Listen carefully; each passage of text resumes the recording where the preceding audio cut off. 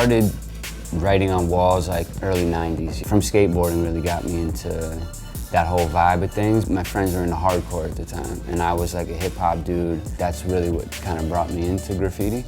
But then at some point, the law caught up to me, and that diverted my energy, and I got really into music, and I was DJing. Lately, I've been back in mural world and like painting on the street again, but the street turned into the studio, being in LA, you know?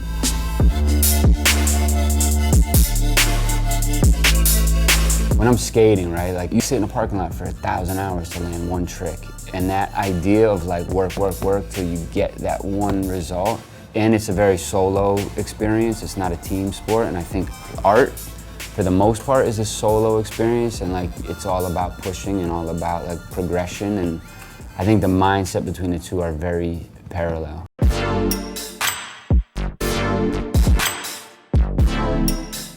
The show 12 in New York was a collaboration between me and this company, Soundwall. And Soundwall creates paintings that have music. You know, I mean, I know a lot of art galleries won't play music in their galleries, so like it doesn't influence your visual intake.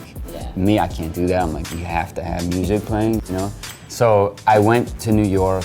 They put me up in Tribeca for a couple weeks. I went into like Union Square and around that area, bought records, start sampling the records, but I would take one record, sample whatever sounds I could find on that record, start to make a beat. Once it started to have a rhythm and start to feel right, I would start painting. And sometimes that painting would be done, and sometimes I'd go back to the beat, work on the beat more, go back to the painting, and like this back and forth between painting and music. And at the end of a couple of weeks, I delivered them like a bunch of paintings, and I had a bunch of beats, and we all sat down, picked the best 12, and set up this installation in this space where like, you would go around the room and the painting would play the original music for 45 seconds, fade out, the next painting would play the original music. And the sound actually is emanating from the painting. So the whole room would just follow the sound around, you know, and it was a really interesting thing to see.